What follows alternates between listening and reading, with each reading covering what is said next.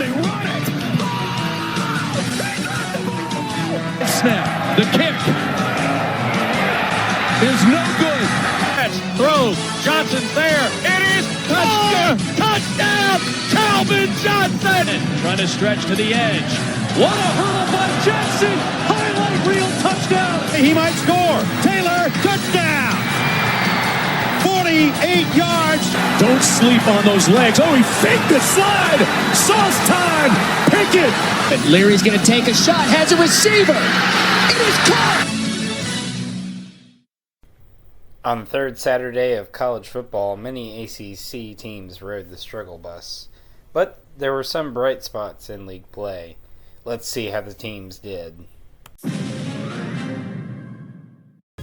The Hurricanes got off to a hot start for the ACC this week by absolutely destroying Bethune-Cookman.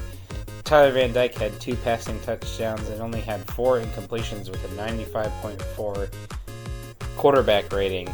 For the ground game for the Hurricanes, it was 240 yards and 5 touchdowns between 5 notable contributors.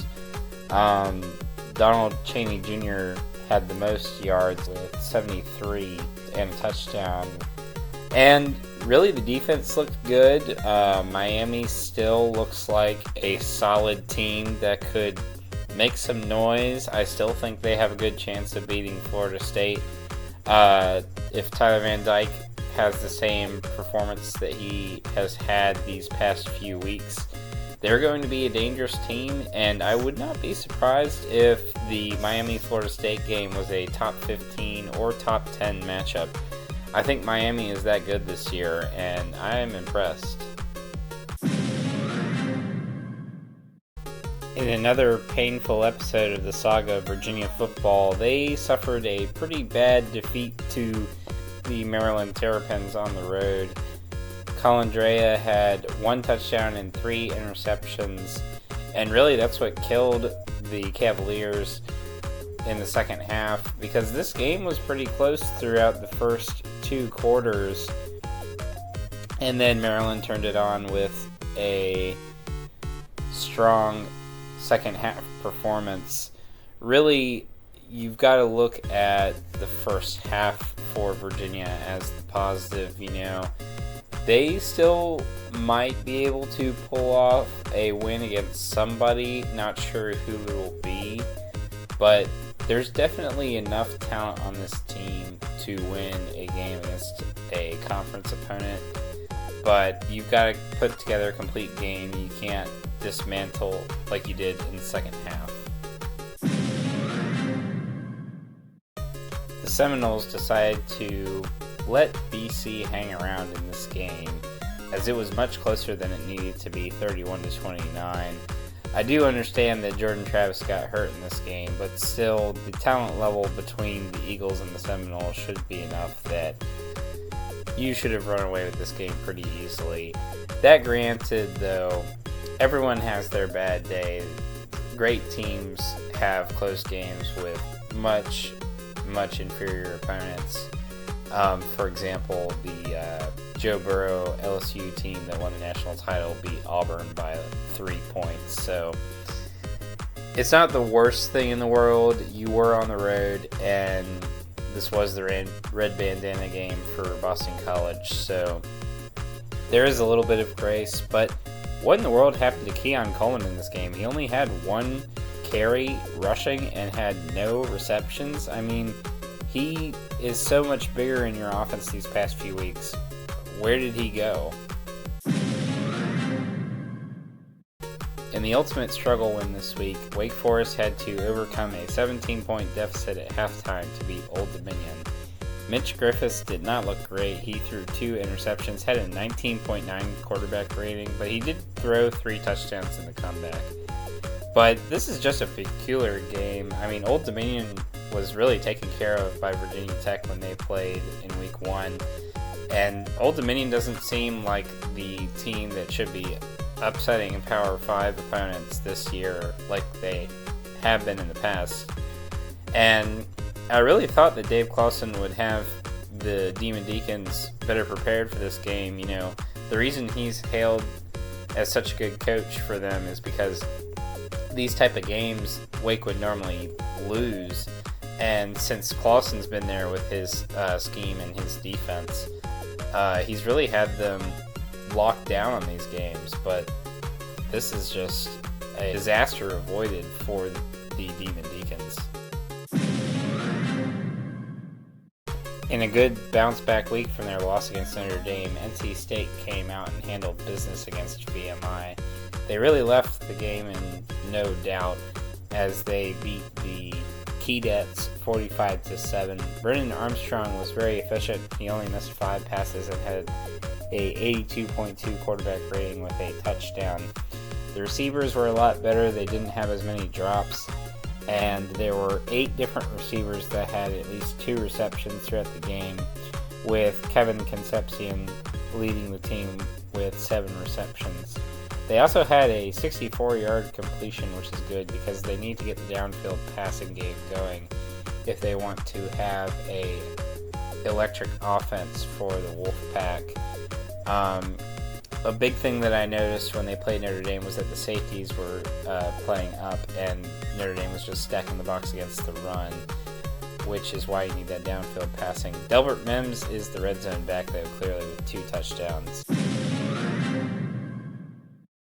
In a defensive slugfest, Louisville struggled to move the ball into the end zone in a 7-point win over Indiana.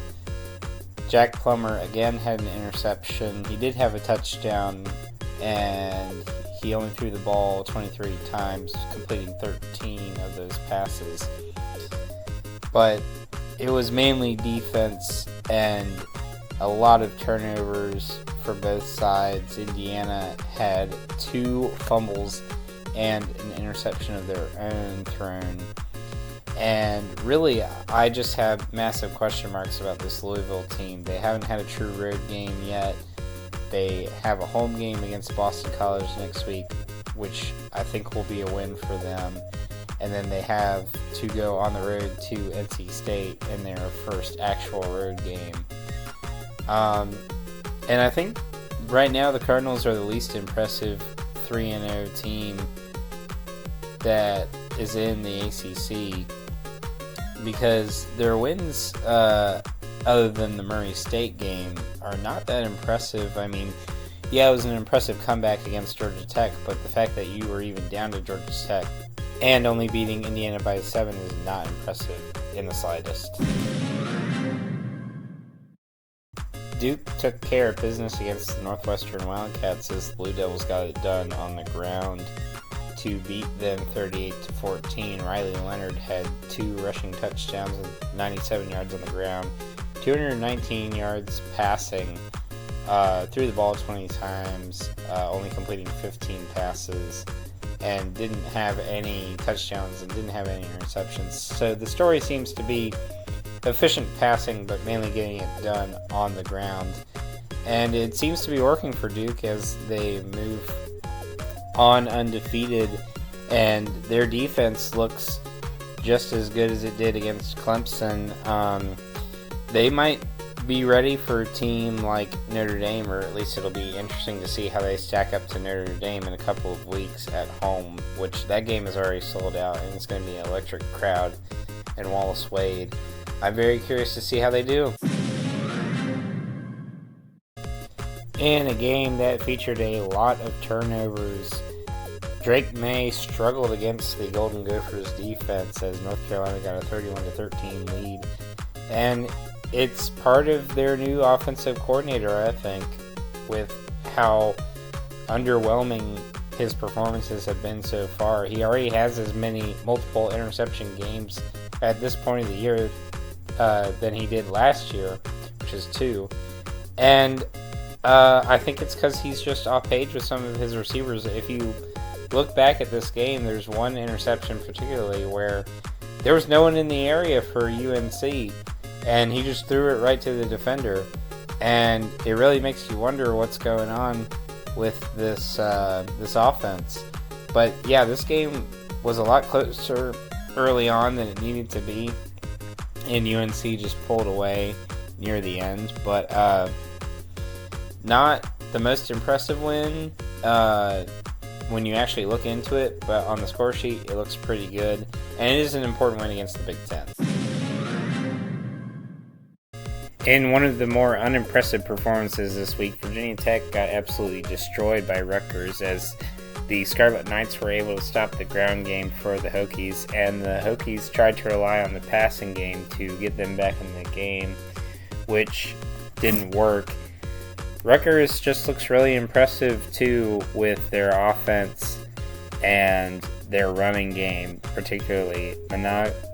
Manangai had 3 touchdowns in this game, their running back, and they just look like the better team on both sides of the ball, and that's really all you can say. Virginia Tech has to get better, mainly on offense, but their defense could be much improved. In a very impressive road win, Syracuse just went into Purdue and absolutely dominated them. Garrett Schrader had 4 rushing touchdowns. He looked like Tim Tebow at times. And really, Syracuse looks a lot better than I thought they would be this year. They could be the 9-3 team this season rather than Pitt, who we'll get to later on. But their defense for the Orange looked really good. They held Purdue to only 20 points. They had an interception, and they had 3 fumble recoveries. And really, that was the main story, was that Syracuse won the turnover battle, and by a lot. And it's another impressive win for the ACC over the Big Ten. Unfortunately, you did lose Aronde Gadsden, and I'm curious to see how you deal with that moving forward.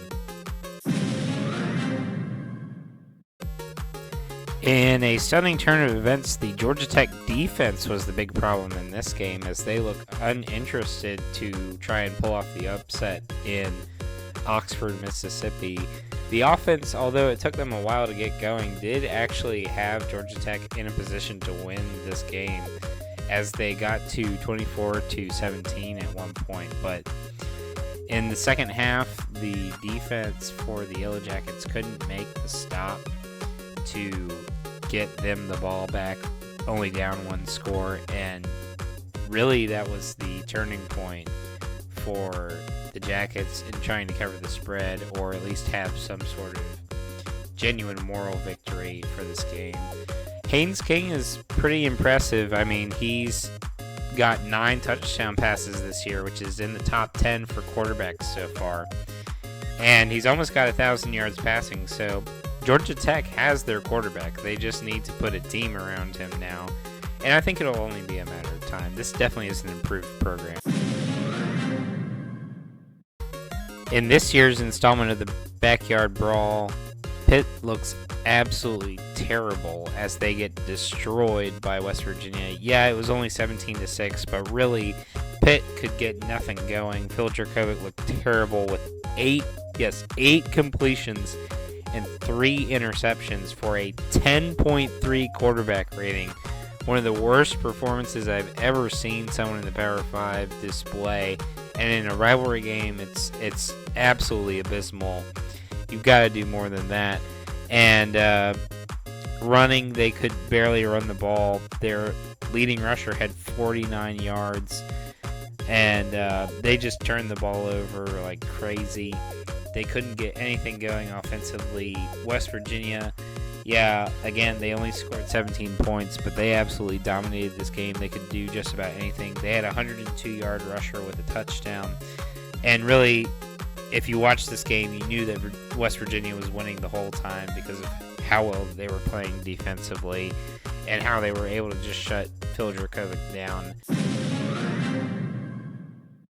To end off the week, Clemson absolutely destroyed Florida Atlantic in a dominant win where they just completely controlled all phases of the ball. But now Clemson moves on to play Florida State at home in what is the most important game of the season for them. This pretty much breaks their year if they lose, but makes it if they win, because they still have an opportunity to make the ACC championship game and maybe get to the playoff if they're 11-1. But if they lose this game, I don't know if a 2-loss team could make it. It could be Clemson as that 2-loss team that might be able to win the rest of their games and get in. But I just feel like there might be another 11-1 team, because I think at this point Florida State is either going 12-0 or 11-1, and I think Clemson would have to probably go 11-1 as well to make the ACC title game. But we'll see what happens when they face off in Death Valley.